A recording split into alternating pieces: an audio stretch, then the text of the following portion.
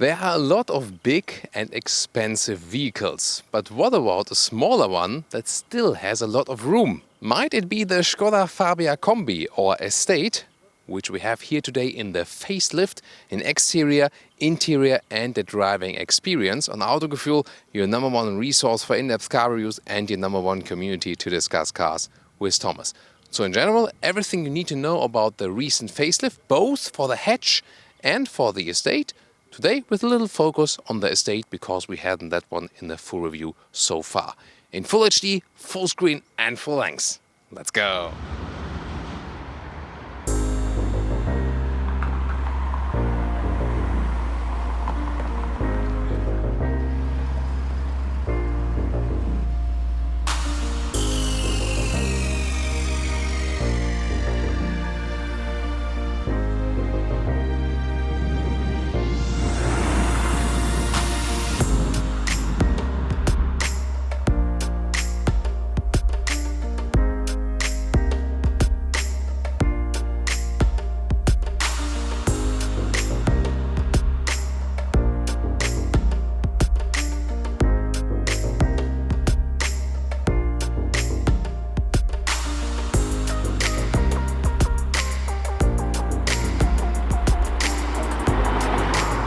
This color here is called denim blue, however my denim is a little bit darker. Maybe that's used look denim blue then. But there are also a lot of other color choices. Some of them we already showed you, and we can show you even some more other color choices, all with the Combi, for example, here to see as well. Train line here directly next to us, but I think our microphone does very well. Here in the front, by the way, with the facelift, we got a new front grille. It looks a little bit stronger, a little bit more grown up for sure. Then it directly leads over to the new headlamp unit, which some standard equipment comes with the LED daytime running light and now also with optional full LED lamps. That's one of the biggest changes in the front. And also the lower spoiler lip has been changed a little bit. If you want a little bit sport, you could also go for the so-called Monte Carlo version.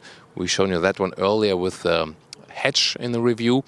But that's one already available here for the hatch and the Estate if you want that rather aggressive style. The total length of the Skoda Fabia Combi or Skoda Fabia Estate is 4 meters 25 or 14 foot.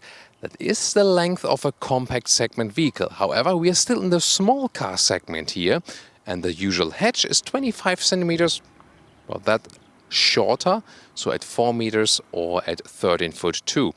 So that's the base difference. The hatch ends here, and for the Estate, you just got a way longer trunk. And of course, this vehicle concept here, based on a small car segment vehicle, but still as an Estate version, that has become very rare on the market, and it's also one of the biggest unique selling factors of this vehicle, or unique selling point. Rims start from 15-inch, then 16, those ones here. We got the style trim level here, then there's 17 available and new also, but just for the hatch, 18-inch rims. They made it in that way because they thought, the hatch is more the sportier lifestyle choice probably, and you go for the Combi or for the Estate anyway when you want the usability feature, and then you might not care about 18-inch. That's what Skoda says. But I've also seen Estates with big rim choices, so maybe they should have just offered it for both choices. The styling in the side profile is defined by the dropping design line here at just right over the door handles. Then we got roof rails also for the Estate. And again, as I said, it's rather a simple design here also in the rear, but rather clear. I think, one rim size bigger is a good choice than between comfort also still and have the visual look. This one here looks a little bit too small for the car, but then again, this also keeps it a little bit cheaper. And if you're not a rim fan, maybe, then you don't care. This one also with the bright blue color, very friendly one. But as I showed you earlier, also others available if you prefer those. So what do you think about this concept here? Small car, but as hatch and as Estate. What do you think about that?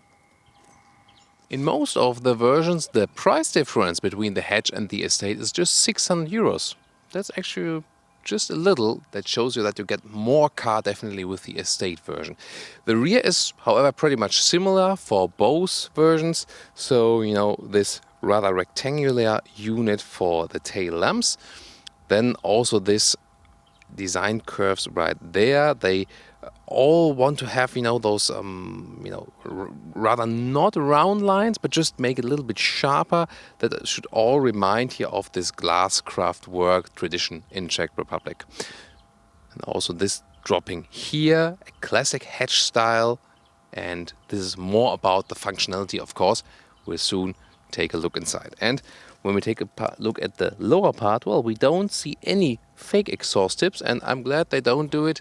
You don't have to do it. We have seen them so often. The normal exhaust just hidden underneath the car, and that's it. And they just have a plain design field here. Why not?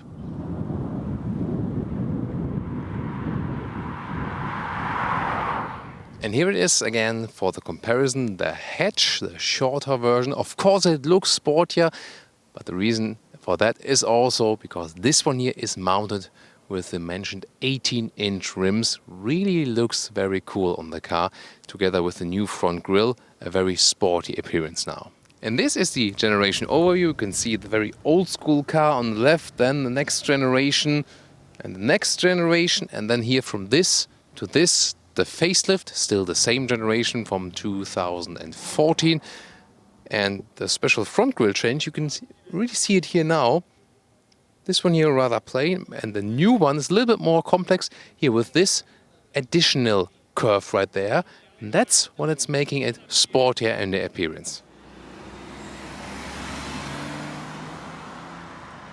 As for the engines, they are all 3 cylinders. Just petrol engines, they have dropped the diesels.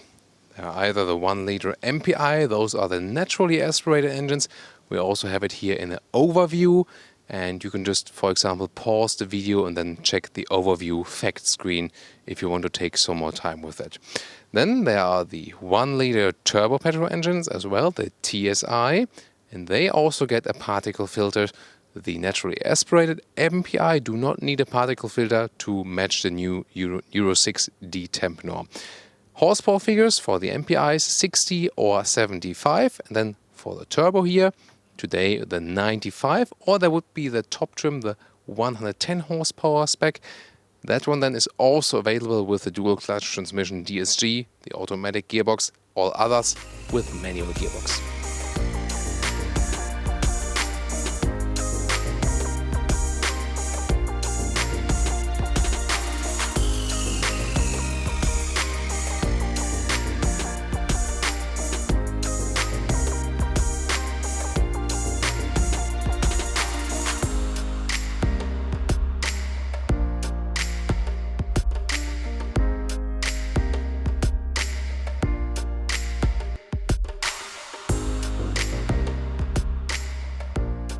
Now we take a look at the interior.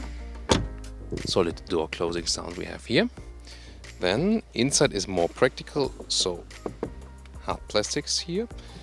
Then fabric where you put your arm, that's nice and soft. Also spot here for bigger bottles, so this one here already feels lost because it's so small. Then on the interior I've made a couple of changes. First of all, you can see there's a new deco element here left side next to the steering wheel. So this has a matte surface and some structure in it, so a little bit more premium. Hard pack plastic though on the top of the dashboard. Steering wheel has the standard Skoda form. And biggest news here for me, definitely the seats, because here, this one here, they also use now Alcantara, so there's fabric on the inside, and then those inside bolsters, they're covered with Alcantara, so this has already some kind of premium touch.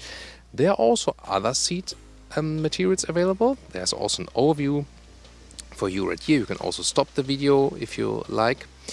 And also, for example, the Monte Carlo seats, they are a little bit sportier. And then there are also some sport seats available with the quilted structure. So great seat choices they have here now. Just for a small car, this is very unusual, and I think good that they have stepped this one in that direction. Let's get inside. And those new seats, they're actually quite comfortable. I'm 1m86 or 6'1". That leaves still plenty of headroom, and it doesn't feel really that small here in the front, especially with the new seats. And if you go for those other sportier seats I've shown you, I think for taller people they're even more comfortable because they're a little bit bigger themselves, the seats. But those ones here are already quite good, and they again offer some more premium atmosphere. So the entry prices are around 12,000 euros. At the moment, the lowest engine, so the base engine, is not available yet. It will come later then again. But then if you pick everything, this one is rather style middle trim. So you can maybe stay below 20,000 euros if you take German reference prices, and the top, like say Monte Carlo with biggest engine, like 24, 25. But here already in this middle trim it looks quite good. So you don't feel that you would be having a super cheap car. One of the news also, we have the new automatic light switch, so you leave it just on auto and then the light goes on and off, for example, when you're in a tunnel. Steering wheel can be adjusted here in reach and also in height. It's an easy system in a manual way, but so you can find a good driving position, and you can also pump the seat up, y'all, like this. And for a seat pumping up mechanism, you don't need much power, so it's really good how they integrated it. So easy to use as well, and the rear part of the seat then with a turning knob to be able to adjust it in a very fine way. Just don't scratch your watches while using your left hand right there. And some details, Skoda calls them simply clever, like the small trash at the inside of the doors. And for example, you can also get under the co-driver seat a spot for an umbrella.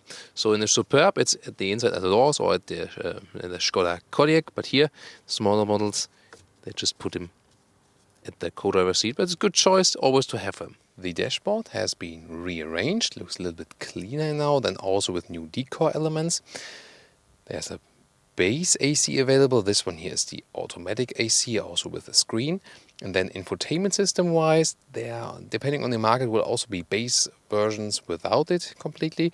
Then if you have Swing Plus, or this one here, Amundsen, the top one, they now always come with 6.5 inch. Before it was 5 inch, so bigger screen.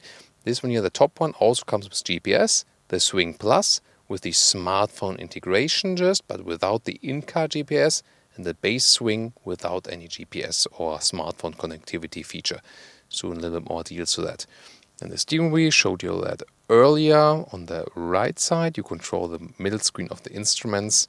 Right there on the left side, you have the volume control. And there's also a new instrument cluster there, a little bit clearer to see than before. So the smartphone connectivity feature here with Apple CarPlay or Android Auto is also available. But then you can always go back to the Skoda system and also just connect via Bluetooth. That's still possible. And you can also have this car menu where we can, for example, see some consumption figures, which are pretty decent here today. Soon more in the driving part. Then the GPS looks like this. You can zoom in and out like this. It doesn't have an automatic proximity sensor, but here you can see, but you have to tip in there one time, then you have the other buttons right there, and it's pretty easy to control as well. And the AC unit, as I said here, the automatic version, left side temperature, right side vents, easy to use. And then for the smartphone connectivity, you use the USB slot there in the front and put your phone right there, for example. Then there's the standard key. You can use this holder there in the front, but you can also just remove it, and then you have a beverage holder. And the side of the seat has another function. You can see it right there. This is another bag, so to say, where you can put some smaller stuff. And the middle armrest, you can fold up. Of course, the armrest is also an option or integrated in top trim levels, and there's more space in there. Here also with nice contrast stitches and a soft surface, good for longer travels. And in the rear, the seats have the same Alcantara inserts at the inside. That's good that they also do that for the rear.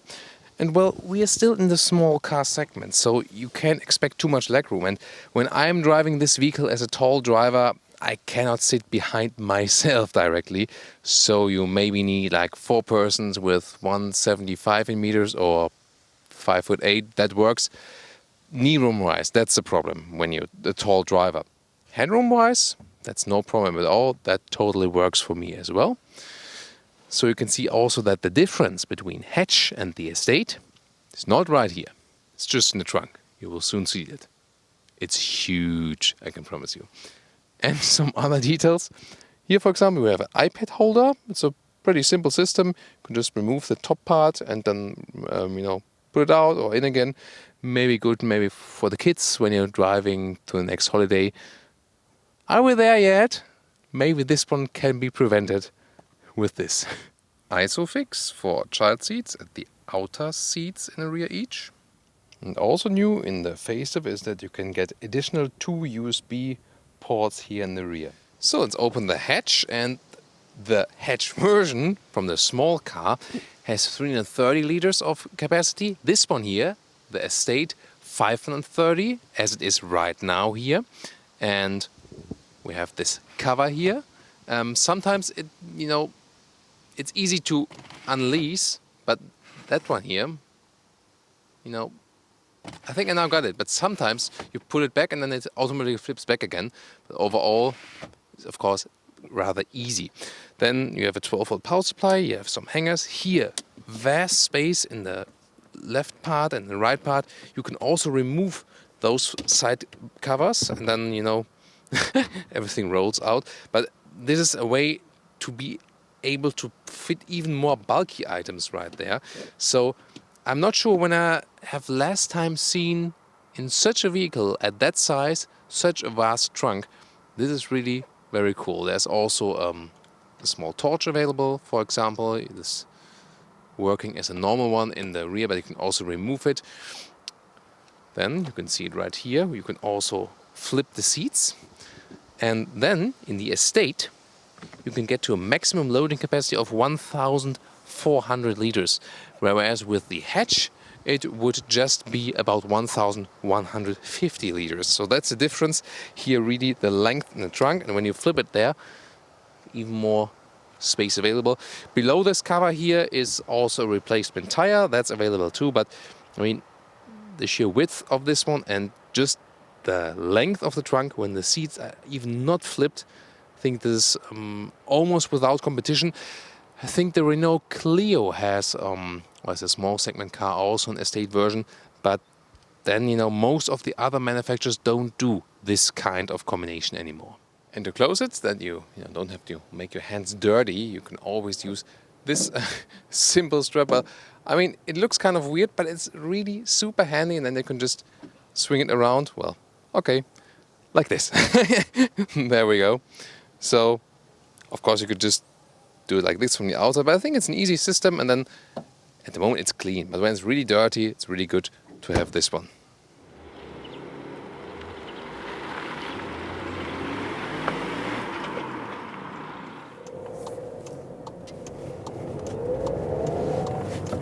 Welcome to Thomas's Driving Lounge with the Skoda Fabia Facelift. Here the Combi or Estate in driving with the 1-liter TSI. So not the top horsepower spec, but already the stronger turbo engine. And first, just a very short motorway aspect here. So let's see when we go to second gear and do some acceleration from 65, how that one goes.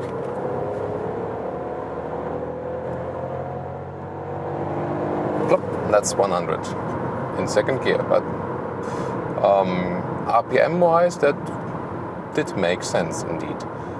And you still have this rather low frequency sonorous sound due to those 3 cylinders they're using here for all the engines of the Skoda Fabia. Very interesting, and somehow it's really funny that those 3 cylinders sound a little bit better than the 4 cylinders. It's, somehow peculiar, but that's just the way it is. So with the turbo, you have, of course, the big advantage that you have a little bit more power, especially on the motorway, for example, when you really accelerate it out. That's really helpful. With the MPI, I've driven that one too, the naturally aspirated engine. If you drive primarily in the city, that's actually fine, but as soon as you get more motorway episodes for yourself, then definitely the turbo is more helpful when you're, for example, doing some overtaking maneuvers. And then even in the third gear, for example, you still have some drive, you know. Third gear, also at higher speeds, you get on the throttle and something is happening, and usually with the MPI, rather nothing would be happening. So zero the consumption out now after this acceleration tests. So talk about that soon again. Before, in the previous test, before they installed now the particle filters here for the TSI, we were about 7 to 8 liters on 100 kilometers as for the consumption. We'll soon check out how that one plays out for this one here today. So also some changes here while driving. For example, we have a blind spot monitor, one of the new assistance systems that is, to me, one of the best changes electronics-wise. That's really cool. So one of the most important safety features there is the AEB, the Autonomous Emergency Brake. That one is not standard from the lowest trim, but already from the second trim. And that's of course pretty cool to have. So most of the vehicles will have it. I mean, this car is also a car that is, that was the front assist. This was the autonomous emergency brake. And actually pretty cool to have it, in the emergency situations. But again, it's only there when you have not the very, very base trim. As soon as you go one trim higher, then there's already in it. So a lot of the Skoda Fabias will have the AEB. And for those situations, let's say I wouldn't have paid attention now, for example, then the car would have reduced the speed autonomously. That's pretty cool. So this is the most important safety feature. And the second most important one to me, and the optional feature, the blind spot monitor. We have those small symbols there in the side of the mirror, and as soon as someone would be coming from behind, we would have a yellow flash in there. That's really cool. All those engines have been updated. As I said, the turbo engines with the particle filters, the MPI don't need that. They still meet the Euro 6D temp norm, or without particle filters, because the naturally aspirated engines, they don't emit so much of those hazardous fine or small particles. The general driving feeling is pretty much the same. The hatch is somewhat a little bit sportier because it is a little bit shorter, but there is no big difference in the driving experience between the Estate and the normal hatch. So more or less the same. You still, although driving here this Estate and being a length of a compact vehicle, as I said earlier, you still get the driving feeling of a small car segment vehicle. Mainly, due to the seating position, also, steering wise, and again, it's somehow a similar driving feeling still, same platform. So this does solve the needs that you still feel and have this small car, but just have more space here in the rear, especially for the Estate variant. The hatch, as I drove it last time, especially when you have, for example, the top horsepower spec, it feels a little bit sportier then, but this one here will do just fine, because you still feel, when you're getting a little bit narrower surroundings here, you still feel that you would be quite agile, that you don't have to search for a parking lot that hard, so that's pretty cool. Steering wise, it is very easy to steer. You don't need much power to do it. At the same time, it is quite natural, so it's not super artificial. So you see also the reaction is not super direct or sporty, but overall it's definitely likable, what you would expect, from a good steering setup. Suspension-wise, I think they also found a good compromise. It is, that's a nice color. That was a Thomas blue color for Skoda. We're here today with the denim blue, a little bit brighter. So suspension-wise, here, for example, also going over those bumps. It's not too harsh, not too rough. the same time, you get enough support here when you're doing some slalom from the sides. So let's say a good standard suspension setup, which basically serves all needs.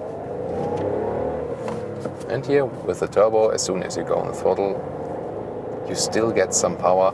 So overall, it's a nice drive, sporty enough for this car. You can also go for the sporty Monte Carlo version if you want it also a little bit sporty in this case. And for the hatch now, those 18-inch rims, they will make the ride even a little bit stiffer and sportier.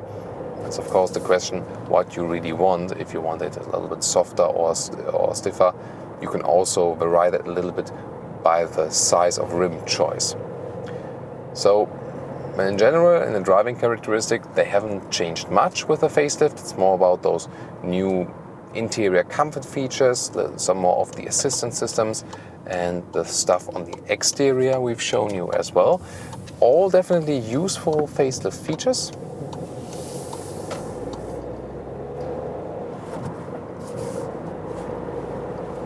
Here we can see the car's tilting a little bit to the side, but we don't expect a super sporty ride from that anyway. Then about noise insulation, now we're about 80 kilometers an hour, and it's getting a little bit loud in here. We're still in the small car segment, so it's not leading as for the noise insulation, but again, considering the size of the car and also the segment we're in, it's okay, but it's nothing where we would say this is, for example, super special. But I think the drive of this vehicle, you know, with the steering and the suspension setup, it is definitely a fun drive. Not as fun as we would, for example, as a sporty version of a small car. But again, it doesn't have to be that sporty. Still, it is solving this issue where you would see, you know what, a fun car somehow, but also some with a lot of room on the inside, and this car is really doing both. You know, also on the brakes, easy control. And the B-pillar is blocking somewhat the view, but we have that with a lot of vehicles. Okay, now we have to accelerate a little bit harder. And that's already 60. So also in those situations where you see there are a lot of people maybe approaching from the rear and you need to hammer it through a little bit more, it's also no problem. You get to speed actually quite fast. You know, again, limited speed. Shifting is also pretty smooth. It's not that you would feel no resistance at all, that it would be too artificial or so. Shifting down again, I think it's also just right. The shifting way, so that, you know, the way you have to go is also not too long. 5-speed manual here. The stronger horsepower variant of the TSI is also available with the DSG, the dual clutch transmission, if you want an automatic gearbox. So that would also be possible. Then again, you get the price even higher, and then the question is, you know, for the small car segment, at which point does it get too expensive? You know, so this car is supposed to have a good price-performance ratio. And so I would also look out that you maybe don't tick all the options, because then you might as well go, for example, for a bigger car. But here in most cases, it still has a good price-performance ratio. So, coming off here again.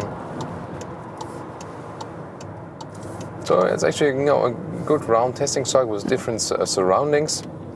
So again, good control in the steering wheel, also with those new instruments. They are a little bit, well, let's go here now, sorry, that's not allowed. I know, sorry. Don't want to go this way around, you know, a little bit sportier.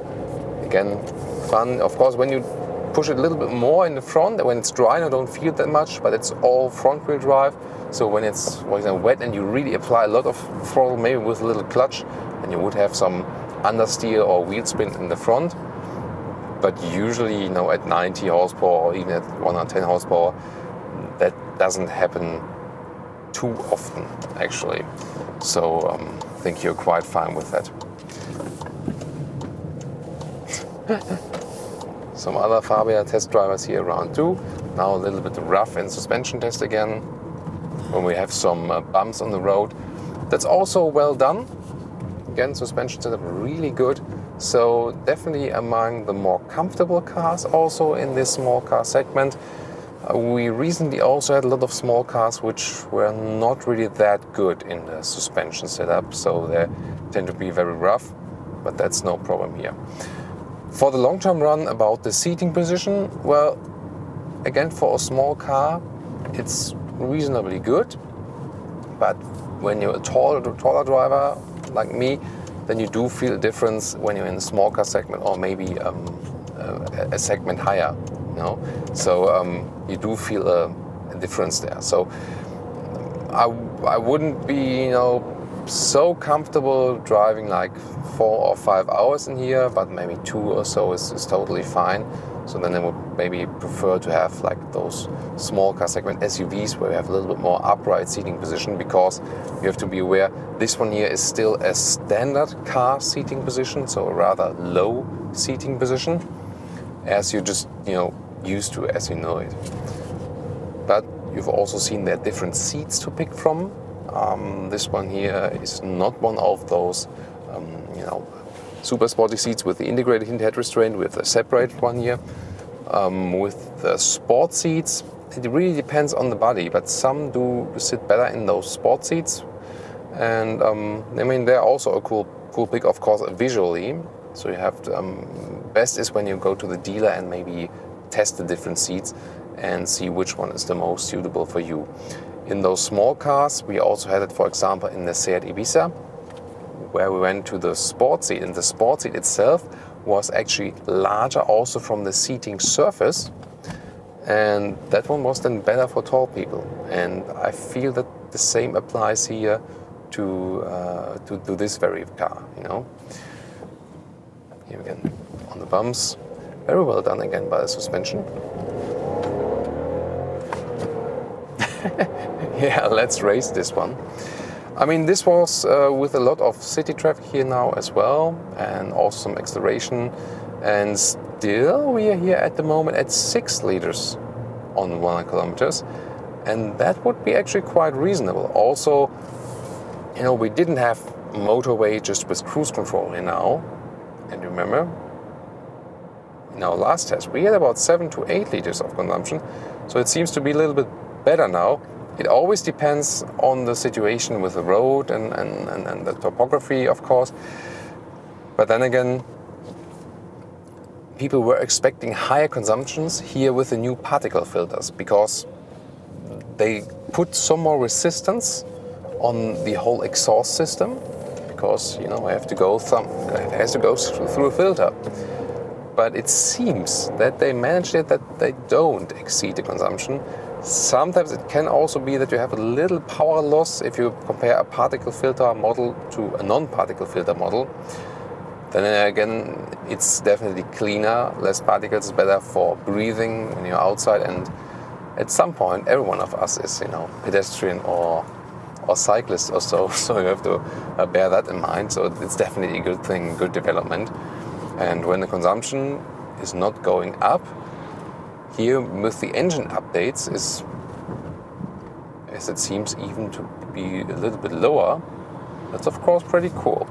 So I'll keep you updated also at the end of our review how that consumption figure evolved. So overall, I'm so far quite satisfied with it.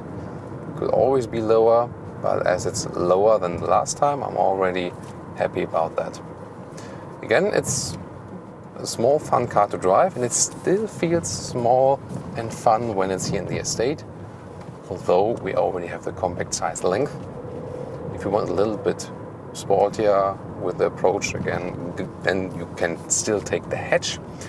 But considering this great price performance deal, this estate is, of course, if you think about maybe a small young family, or if you need some more room for your hobby or just for any kind of stuff, this, of course, in a logical way, still makes more sense to pick this one here from that standpoint. So that's about it. I'm driving the facelift here with the TSI.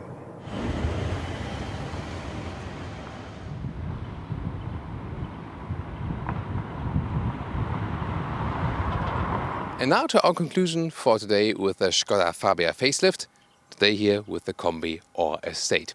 Well, in general, the facelift changes, they are rather subtle but very useful. So some on the exterior, some technology-wise, with the optional LED lamps now. Then on the interior, also new features which are on the one hand handy and also make the car a little bit more premium. Especially the new seating choices are really nice to see and they really lift the car a little bit more up. Then again, you have to see that you don't get too high in the overall price, but in general, this is here still one of the best price performance cars overall on the market, especially as the Estate. I can't think of much other vehicles that have actually so much room on the inside at that price and still have a very positive driving feeling.